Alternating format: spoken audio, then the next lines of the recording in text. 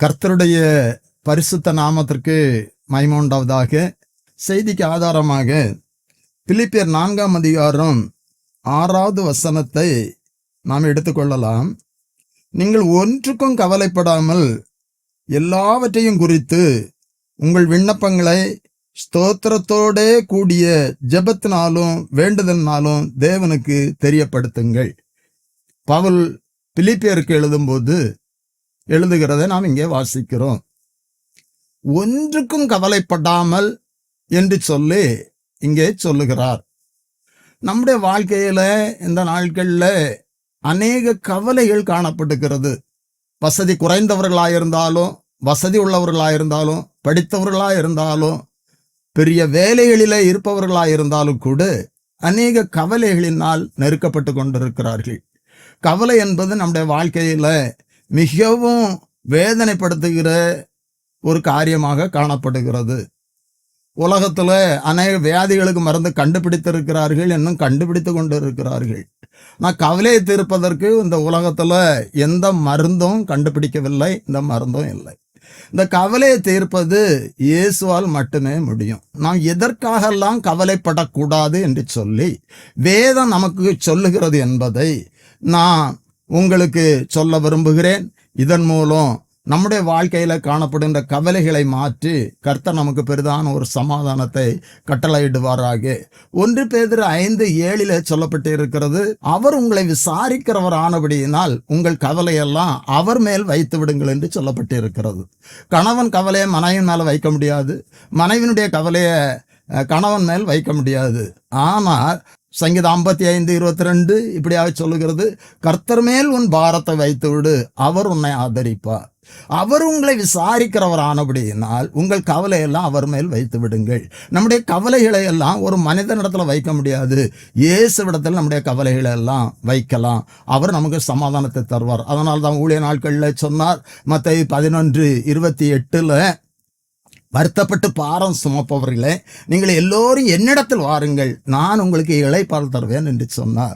நம்ம அவரிடத்தில் வரும்போது, நம்முடைய காரியங்கள் அவரிடத்தில் சொல்லும்போது, அவருடைய பாதத்தில் வைக்கும்போது நமக்கு பெரிதான ஒரு சமாதானம் கிடைக்கிறது. முதலாவதாக 1 சாமுவேல் 9ஆம் அதிகாரம் 20வது வசனத்தில் இப்படியாய் சொல்லப்பட்டு இருக்கிறது, 3 நாளைக்கு முன்னே காணாமல் போன கழுதைகளை பற்றி கவலைப்பட வேண்டாம், அவைகள் அகப்பட்டது.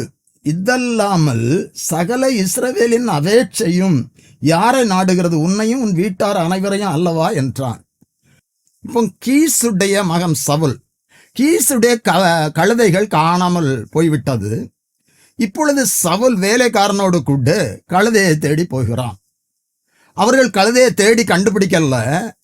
அந்த 5வது வசனத்துல நான் இப்படியாக வாசிக்கிறோம், சவுல் வேலைக்காரனை பார்த்து சொல்லுகிறான், அவர்கள் சூப் என்னும் நாட்டிற்கு வந்தபோது சவுல் தன்னோடு இருந்த வேலைக்காரனை நோக்கி, என் தகப்பன் கழுதையின் மேலுள்ள கவலையை விட்டு நமக்காக கவலைப்படாதபடிக்கு திரும்பி போவோம் வா என்றான்.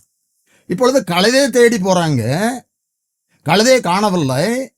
சவுல் வேலைக்காரனிடத்தில் சொல்லுகிறான், என் தகப்பன் கழுதை மேல் உள்ள கவலை விட்டுக்கிட்டு நம்மை குறித்து கவலைப்படாதபடி திரும்பி போவோம் என்று சொல்லி இப்போ வேலைக்காரன் ஒரு நல்ல ஆலோசனை சொல்லுகிறான். இங்க ஒரு தேவ மனுஷன் இருக்கிறான், அவரிடத்தில் போவோம், அவர் சரியாக நமக்கு போக வேண்டிய இடத்தை நம்மளுக்கு சொல்லுவார் என்று சொல்லி. அப்பொழுது சவுல் சொல்லுகிறான், அந்த தீர்க்கதரிசி இடத்துல, தேவ மனுஷன் இடத்துல போனால் நாம் வரும் கையோடு போக முடியாது, நம்மிடத்தில் ஒன்றும் இல்லை அப்படி என்று சொல்லுகிறான். இப்போ வேலைக்காரன் சொல்லுகிறான், என்னிடத்தில் 1/4 சேக்கல் வெள்ளி இருக்கிறது என்று சொல்லி போறாங்க. இவங்க போவதற்கு முன்பாகவே சாமுவேல் தீர்க்கதரிசி இடத்துல கர்த்தர் சொல்லி இருந்தா, நாளை இந்நேரத்துல சவுல் என்பவன் உன்னை சந்திக்க வருவான், அவனை இஸ்ரவேல் மேல் நீ ராஜாவாக அபிஷேகம் பண்ணு என்று சொன்னான். இது ஒரு பகுதி. நான் இங்கே அறிய வேண்டிய தியானிக்கிற ஒரு பகுதி என்ன என்று சொன்னால், இப்பொழுது அங்கே சவுல் வருகிறான், சாமுவேலை சந்திக்கிறான். சாமுவேல், இன்றைக்கு என்னோடு கூட நீங்கள் போஜனம் பண்ண வேண்டும் என்று சொல்லுகிறார். சொன்ன பிறகு அவர் சொல்லுகிற வார்த்தை தான் அந்த 20வது வசனத்துல நம்ம படித்தோம்.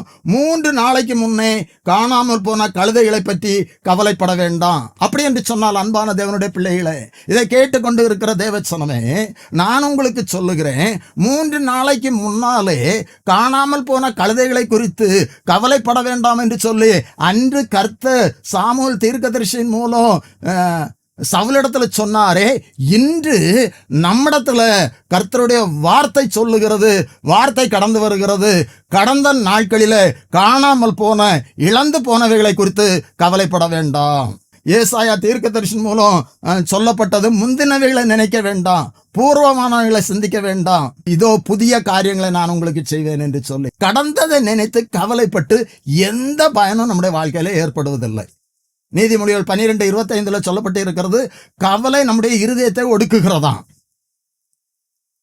லூக்கா 21:34 லௌகீக கவலைகளினால் உங்களுடைய இருதயம் பாரமடையாதபடிக்கு எச்சரிக்கையாயிருங்கள் என்று சொல்லப்பட்டு இருக்கிறது.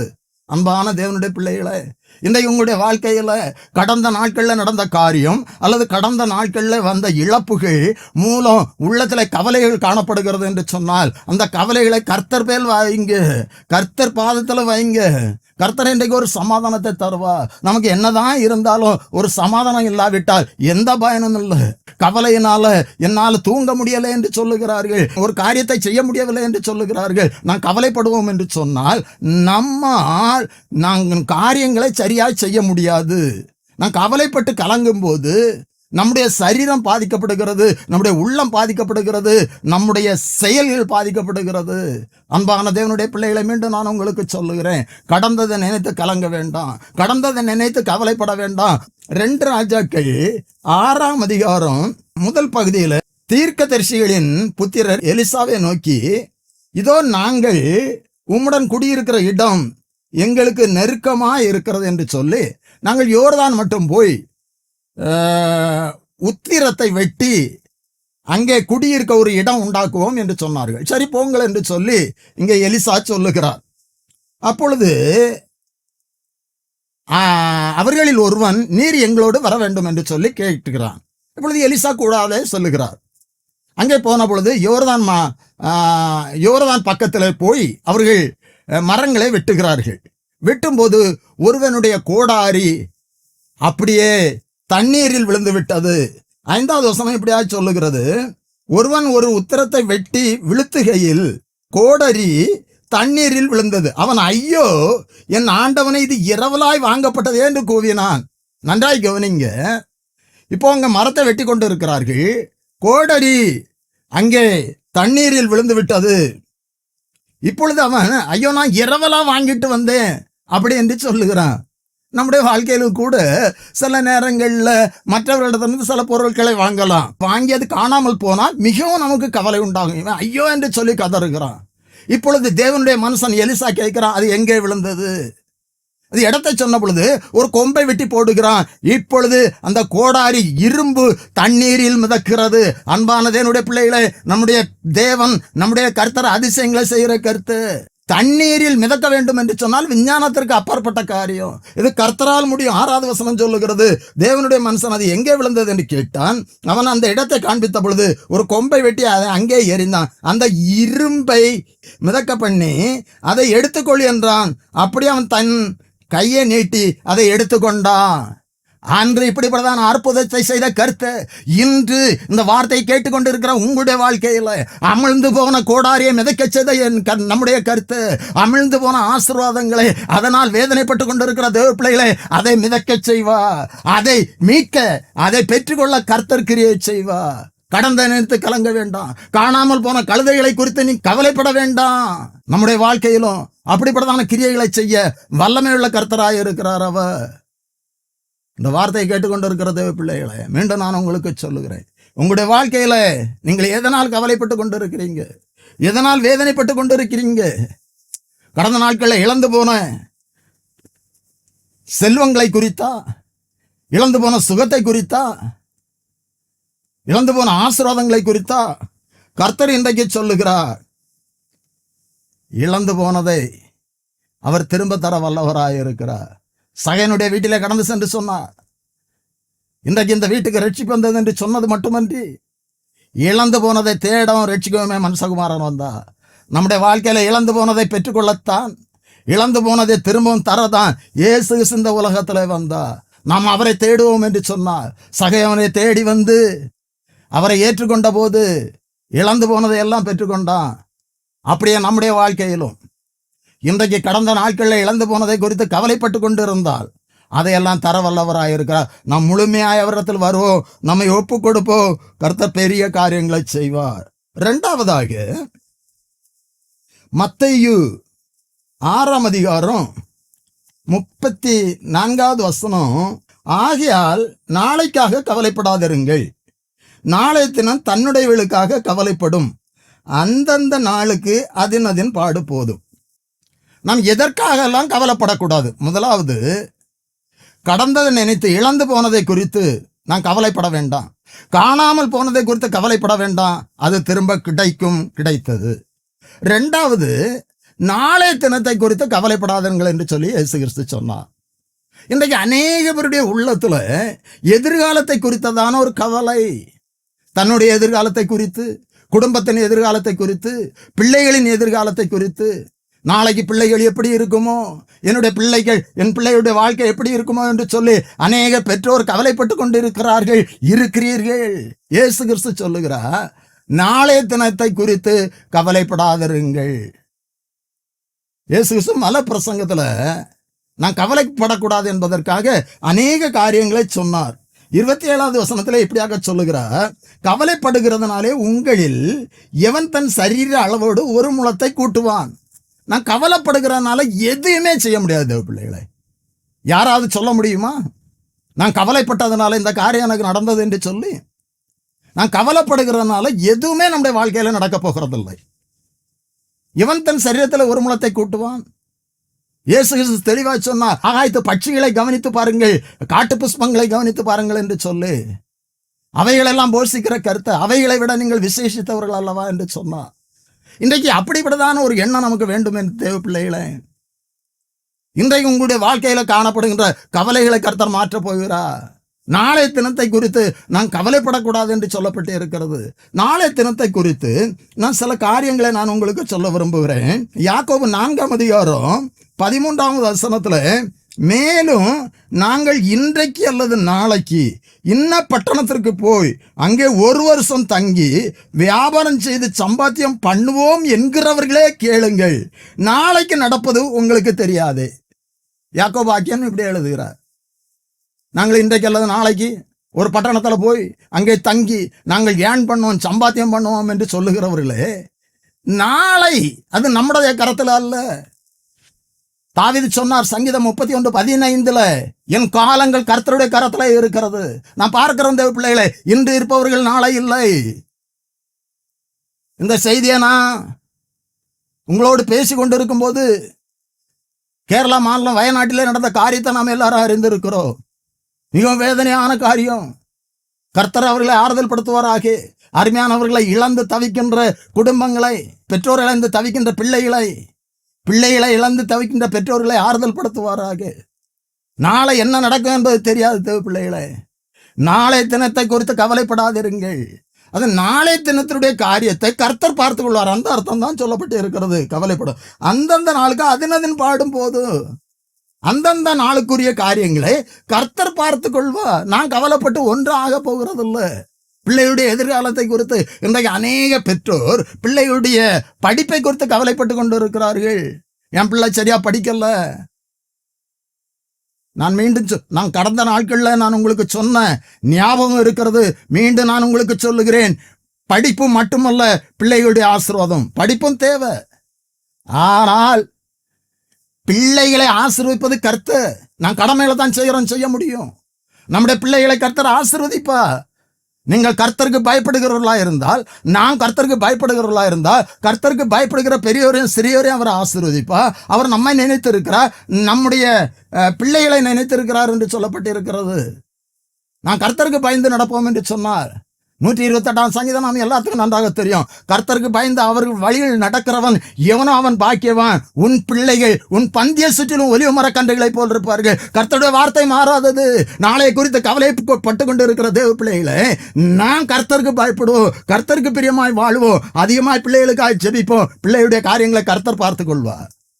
அது திருமண காரியமாக இருக்கட்டும், அது படிப்பு காரியமாக இருக்கட்டும், பிள்ளைகளுடைய சரீர சுகம், ஆவிக்குரிய எதுவாக இருக்கட்டும், நான் தேவ சமூகத்தில் ஜபிக்கும் போது ஜபத்தை கேட்கிற கர்த்தர் பெரிய காரியங்களை செய்வார், பெரிய காரியங்களை செய்வார். இன்னொரு காரியத்தை கூட நான் உங்களுக்கு சொல்ல விரும்புகிறேன். எலியாவை குறித்து நாம் நன்றாக அறிந்திருக்கிறோம். 1 ராஜாக்கள் 17ஆம் அதிகாரத்தில் ஒரு காரியத்தை நாம் பார்க்கிறோம். எலியா ஆகாபுக்கு முன்பாக நின்று, நான் சொல்லி இல்லாமல் இந்த தேசத்துல மழையோ பனியோ பெய்யாது என்று சொல்லுகிறார். இப்பொழுது ஆகாப் இதனால் ஆத்திரப்பட்டு எலியாவை பிடிப்பதற்கு தேடுகிறார். கர்த்தர் சொன்னார் எலியாவிடத்துல, நீ கேரித் ஆற்றண்டையில் போய் ஒளித்து கொண்டு இரு என்று சொன்னார். நான் அதை வாசிக்கும் போதெல்லாம், அந்த பகுதியை தியானிக்கும் போதெல்லாம் நான் மிகவும் ஆச்சரியப்படுவேன். ஒரு ஆற்றங்கரை பாதுகாப்பான இடம் என்று சொல்லி நினைக்க முடியாது, சொல்ல முடியாது. ஆனா கர்த்தர் சொன்னார் ஒளித்து கொண்டு இரு என்று சொல்லி. கர்த்தர் சொன்னதுனால தூதர்களை கொண்டு அவர் பாதுகாவல் செய்வார். இல்லையா? கர்த்தருடைய சொற்படின் இக்கேரி தாற்றண்டைக்கு போய் அங்கே ஒளித்து கொண்டு இருந்தா. காகங்களுக்கு கர்த்தர் கட்டளையிட்டா. அது காலையிலும் மாலையிலும் அப்பத்தையும் இறைச்சியும் காகங்கள் கொண்டு கொடுத்தது. ஆச்சரியமான காரியம். காகங்களை கொண்டு எலியாவை போஷித்தா. தொடர்ந்து நான் சொல்ல வருகிற சத்தியம் 1 ராஜாக்கள் 17ஆம் அதிகாரம் 7வது வசனத்துல, ஆற்றுல நீர் வற்றி போய்விட்டது. தேசத்துல மழை இல்லாத காரணத்தினால் ஆற்றில் நீர் வற்றி போய்விட்டது. அப்படி என்று சொன்னால், இப்பொழுது நாளைக்கு நான் தண்ணீர் குடிப்பதற்கு என்ன செய்வேன், நான் எப்படி உயிர் வாழ முடியும் என்று சொல்லி எலியா மனுஷியத்திலே எண்ணி இருந்தால் கலங்கி இருக்கலாம், கவலைப்பட்டிருக்கலாம். ஆனால் கர்த்தர் எலியாவை பார்த்து கொண்டிருந்தா, ஆற்றை பார்த்து கொண்டிருந்தா. ஆற்றில் நீர் வற்றியதை கர்த்தர் அறிந்தார். இப்பொழுது என் மகன் எலியா, அவன் குடிப்பதற்கு தண்ணீர் வேண்டும், அவனை நான் பாதுகாக்க வேண்டும் என்று சொல்லி, நீ எழுந்து சாரிபாத்துக்கு போ, அங்க விதவைக்கு கட்டளையிட்டேன் என்று சொன்னார். நம்முடைய கர்த்தர் அற்புதமான கர்த்தர். தேவ பிள்ளைகளே, நான் மீண்டும் மீண்டும் சொல்லுகிறேன், நாளைய தினம் அவருடைய கரத்துல இருக்கிறது. நாளைக்காக நீங்கள் கவலைப்படாதிருங்கள். எலியா ஆற்றை பார்த்தால் அவன் கவலைப்பட்டிருப்பான். தண்ணீர் வற்றி போய்விட்டது, நான் நாளை குடிப்பதற்கு தண்ணீர் குடிப்பதற்கு என்ன செய்வேன்? சூழ்நிலை அதுதான். ஆனால் கர்த்தர் எல்லாவற்றையும் பார்த்து கொண்டிருக்கிறவர். கர்த்தர் நமக்காக யாவையும் செய்து முடிக்கிறவர். எலியாவுக்கு என்ன தேவை என்பது, எப்பொழுது தேவை என்பதை கர்த்தர் அறிந்திருக்கிறார். தேவ பிள்ளைகளை, சாரிபாத்துக்கு போய் சொன்னா, சாரிபாத்துக்கு போனா, அங்க விதவை சந்திக்கிறான். நடந்த காரியம் நமக்கு தெரியும். அங்க விதவை மூலம் போஷிக்கப்படுகிறார். நாளைய குறித்து எலியா கவலைப்பட வேண்டாம். நாளைய தினத்தை குறித்து எலியாவுக்காக கர்த்தர் கவலைப்பட்டார், கவலைப்படுவார். நமக்காக கவலைப்படுகிறவர் ஒருவர் உண்டு.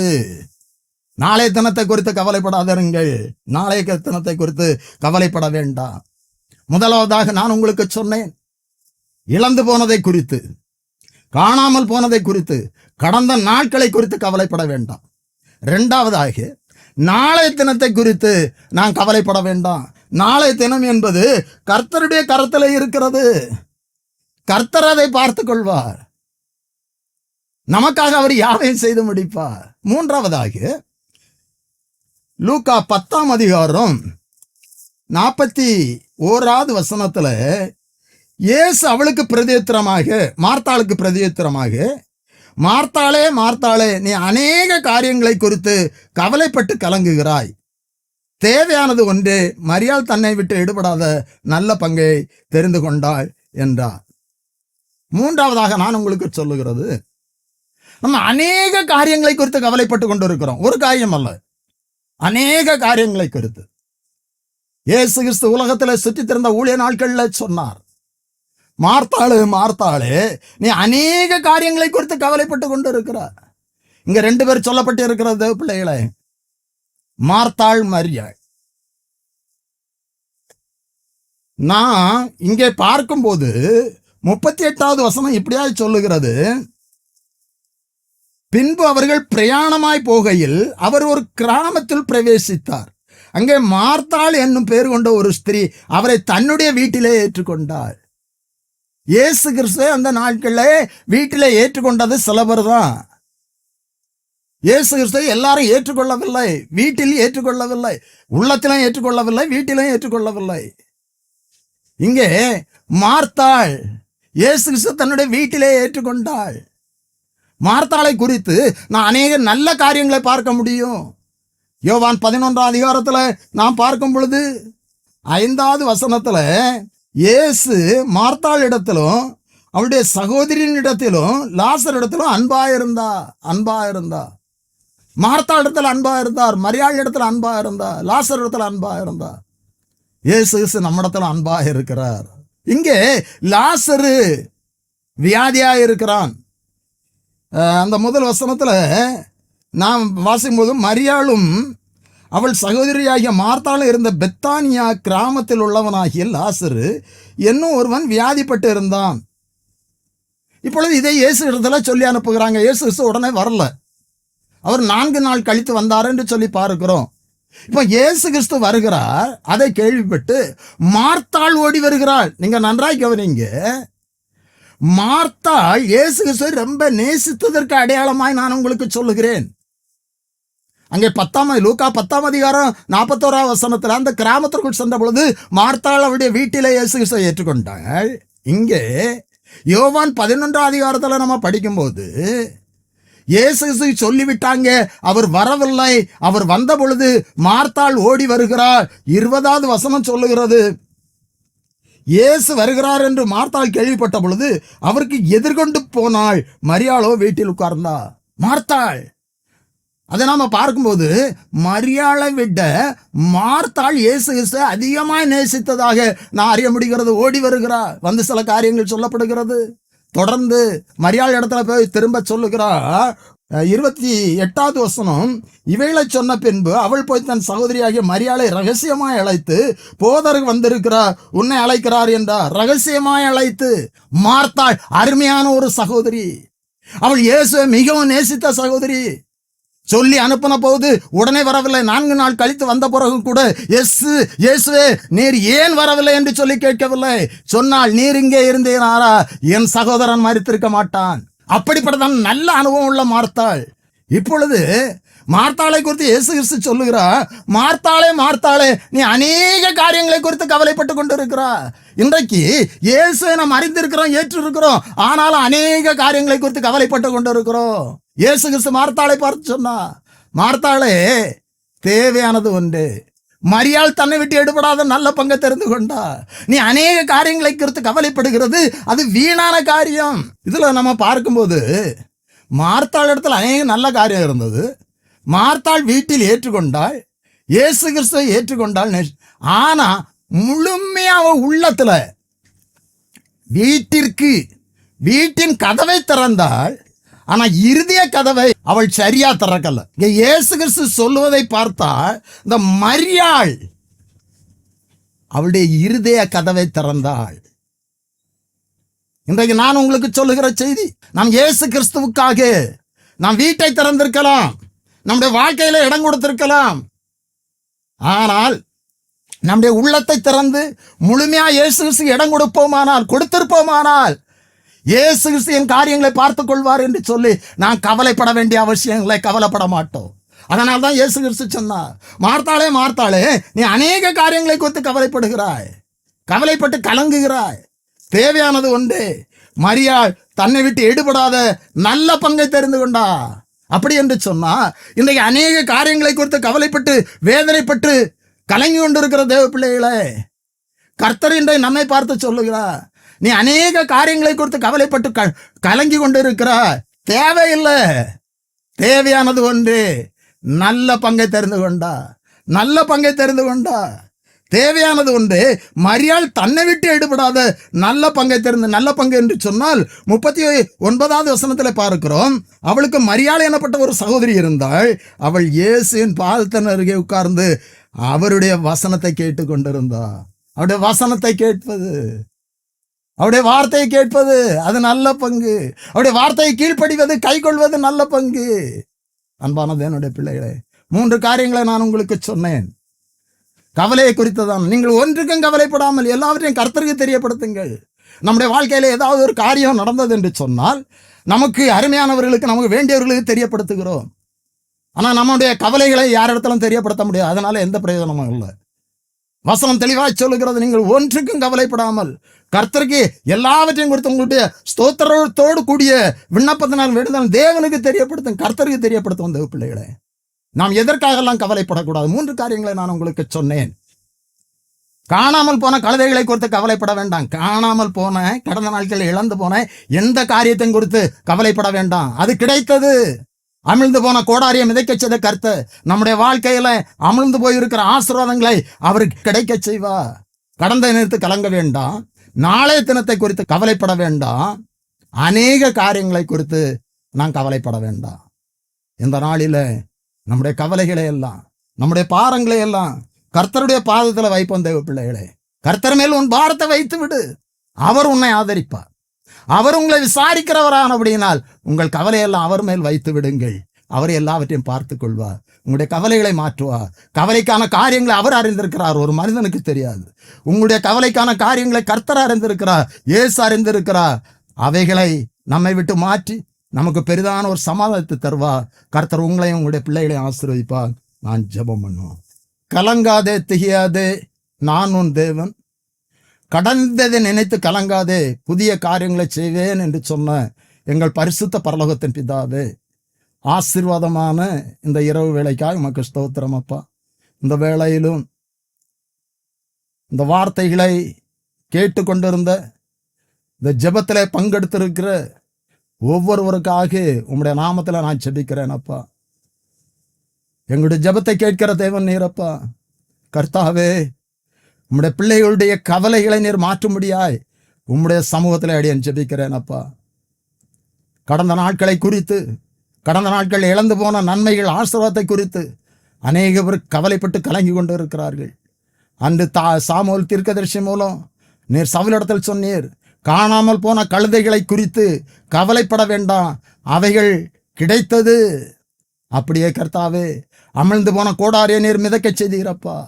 கடந்த நாட்களில் இழந்து போன, அமிழ்ந்து போன அநேக ஆசீர்வாதங்களை குறித்து, அநேக காரியங்களை குறித்து கவலைப்பட்டு கொண்டிருக்கிற ஒவ்வொருவருக்காக செபிக்கிறேன். இந்த வேளையில் உம்முடைய கரம் ஒவ்வொருவரையும் தொடுவதாக, அவருடைய உள்ளத்தின் கவலைகளை நீர் மாற்றி ஒரு சமாதானத்தை கட்டளையிடும்படியாக செபிக்கிறேன் அப்பா. அப்படியே கர்த்தாவே, நாளை தினத்தை குறித்து நாங்கள் கவலைப்படாதபடி இந்த வசனத்தை கேட்ட ஒவ்வொருவரும் நாளை தினத்தை குறித்து கவலைப்படாதபடி ஒரு ஆறுதலை பெற்றுக்கொள்ள நேர் உதவி செய்யும்படி ஆட்சேபிக்கிறோம். குடும்பத்தை குறித்து, குடும்பத்தின் பிள்ளைகளை குறித்து, பிள்ளைகளுடைய எதிர்காலத்தை குறித்து, தேவைகளை குறித்து, நாளைக்கு நான் என்ன செய்வேன் என்று சொல்லி கலங்கி கொண்டிருக்கிற உம்முடைய பிள்ளைகளுக்காக நான் உம்முடைய நாமத்தில் ஜெபிக்கிறேன். இந்த வேளையில உம்முடைய வசனம் ஒவ்வொருவரையும் தேற்றட்டும், ஆற்றட்டும் அப்பா. கவலைகளை மாற்றட்டும். எதிர்காலத்தை குறித்து கவலைப்படாதபடி காத்துக்கொள்ளும். அப்படி அநேக காரியங்களை குறித்து மார்த்தாள் கவலைப்பட்டு கலங்கி கொண்டிருந்தாள் அப்பா. நீர் சொன்னீரே, மார்த்தாளே அநேக காரியங்களை குறித்து கவலைப்பட்டு கலங்குகிறார். தேவையானது ஒன்று, மரியாள் தன்னை விட்டு எடுபடாத நல்ல பங்கை தெரிந்து கொண்டாள் என்று சொல்லி அப்படி அநேக காரியங்களை குறித்து கவலைப்பட்டு கலங்கி கொண்டு இருக்கிற உம்முடைய பிள்ளைகளுக்காக செபிக்கிற கர்த்தாவே, அன்று மார்த்தாளோடு பேசிய கருத்து இன்று உம்முடைய பிள்ளைகளோடு பேசும். உள்ளத்தின் கவலைகளை மாற்றும். ஒவ்வொருடைய உள்ளத்திலும் இல்லத்திலும் நீர் ஒரு சமாதானத்தை கட்டளையிடும்படியாக செபிக்கிறேன் அப்பா. கர்த்தாவே, இந்த வசனத்தை கிட்ட ஒவ்வொருவருக்காக உம்முடைய நாமத்தில் வேண்டுமா நான் செபிக்கிறேன். ஒவ்வொருவரையும், ஒவ்வொரு குடும்பத்தையும், பிள்ளைகளையும் ஆசீர்வதியும். பெரிதான சமாதானத்தை விட கவலைகள், பாரங்களை எல்லாம் மாற்றி போடும். ஆசீர்வதியும். மீட்பர் இயேசு கிறிஸ்துவின் ஜெபிக்கிறோம் நல்ல பிதாவே, ஆமென்.